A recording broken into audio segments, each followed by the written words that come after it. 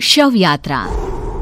अमरपुर नाम के एक गांव में विमल हलवाई अपने 2 छोटे बच्चों और बीवी के साथ रहता है।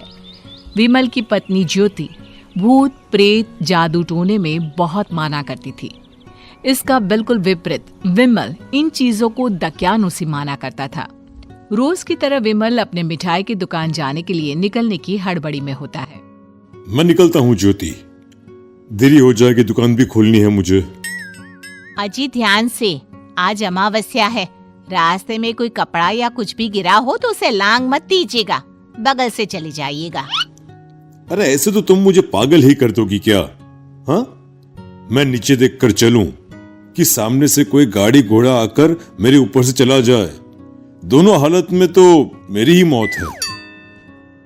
अरे क्यों सुबह सुबह इतनी अपसुगनी बातें कह रहे हो जी? मेरे गांव में तो ऐसा आंखों के सामने होता हुआ देखा है मैंने, इसीलिए कहती हूँ, वरना मुझे क्या, पड़ोसी को तो नहीं कहना चाहती मैं। पति हैं आप मेरे, इसलिए बोल रही हूँ। विमल अपनी मिठाई की दुकान चला जाता है। दुकान पर पहले से ही ग्राहकों की लंबी लाइन लगी हुई थी। ये लो, वहाँ ज्योति अमावस्या को लेकर परेशान है और आज तो हमेशा से ज्यादा ही लंबी लाइन लगी पड़ी है। अच्छी खासी बिक्री होगी आज। विमल दुकान खोलता है। एक के बाद एक ग्राहक उसकी दुकान पर मिठाई ले रहे होते हैं। तभी गांव की एक बूढ़ी औरत विमल से कहती है, जिस तेजी से बिक्री हो रही है, कहीं किसी की नजर ना लग जाए, नींबू मिर्ची टांग ले। अरे क्या चाची तुम भी, ये सब नजर बजर कुछ नहीं होता है। कैसे लोग हैं मेरे आसपास। अपनी दुकान से शाम को विमल हंसते कूदते वापस घर आता है। हाँ, आज तो अच्छी खासी बिक्री हुई है। एक महीने में जितनी बिक्री होती है, एक ही दिन में आज उतने पैसे कमा लिए मैंने। ये तो बहुत अच्छा हुआ जी, आज ही घर की नजर उतारी है मैंने। बिक्री तो अच्छी होनी ही थी। अच्छा, तुम खाना लगा दो, सारा माल बिक चुका है। मुझे शहर जाना होगा, कुछ चीजों की जरूरत पड़ेगी। रात भर मिठाई बनाऊंगा, तब जाकर कल सुबह दुकान खोल पाऊंगा। खाना खाकर विमल शहर जाने के लिए निकल पड़ता है। सुनिए जी, ध्यान से जाइएगा। चौरस्ते पर किसी जादू टोने की चीज पर पैर मत रख दीजिएगा। हे भगवान, हद हो गई ज्योति, ये तो मैं जा रहा हूं। विमल गुस्से से शहर जाने निकल पड़ता है। रात का काला घना अंधेरा, चांद की एक भी किरण ना होने के कारण अंधेरे में कुछ भी देख पाना मुश्किल था। जंगल के बीच के एक अधकच्चे रास्ते से विमल जा रहा होता है। चारों तरफ गुफ अंधेरा और सन्नाटा सुनाई दे रहा था, और सुनाई दे रही थी विमल के पैर के नीचे आ रहे सूखे पत्तों की आवाजें। तभी अचानक दूर से उसे कुछ आवाजें सुनाई देती है। अरे, ये इतनी रात को जंगल के रास्ते कौन जा रहा है? शायद कोई टोली होगी।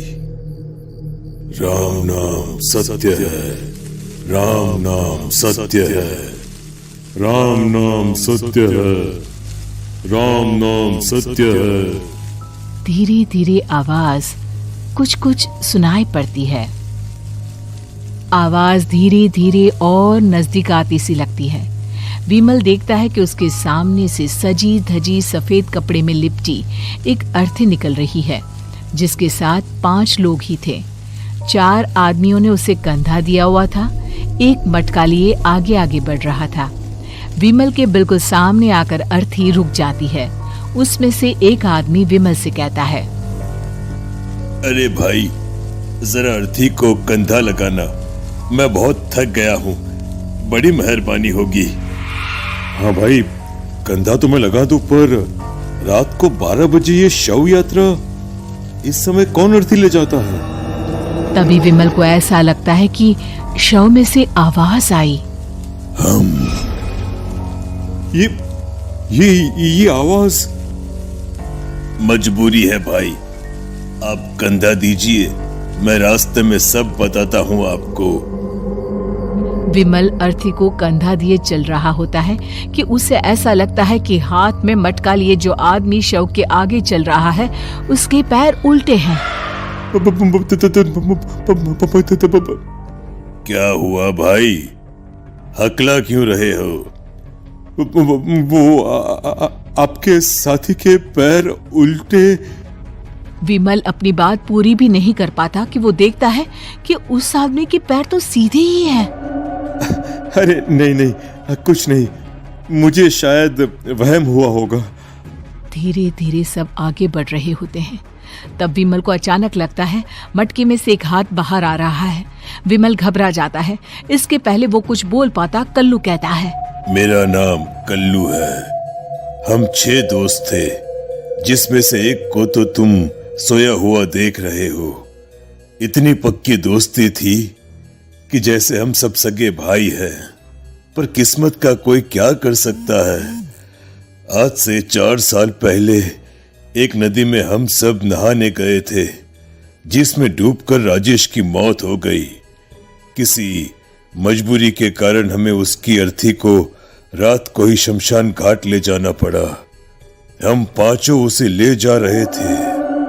4 साल पहले आप 5 में मैं कुछ समझा नहीं। मंकू अपनी गर्दन पीछे घुमाकर अपनी आंखें बड़ी बड़ी कर विमल से कहता है, अरे भाई, पूरी कहानी खत्म होने दो, फिर बीच में बोल लेना, ठीक है?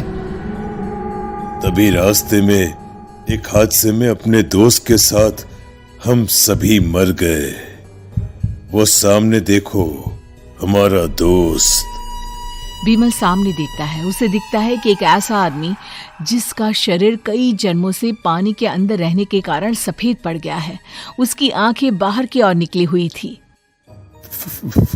फिर ये अर्थी किसकी है? अर्थी के साथ के लोग अर्थी को नीचे रखते हुए एक साथ विमल की ओर देखते हुए कहते हैं, तुम खुद ही देख लो। विमल शव पर से सफेद कपड़ा हटाता है। शव की जगह खुद को ही देखकर विमल के होश उड़ जाते हैं। वो शव विमल की ही थी। पलक झपकते ही विमल उस अर्थी की जगह पर होता है। 6 के 6 दोस्त उसी तरह अर्थी को उठाकर चलने लग जाते हैं। राम नाम सत्य है। राम नाम सत्य है। राम नाम सत्य है।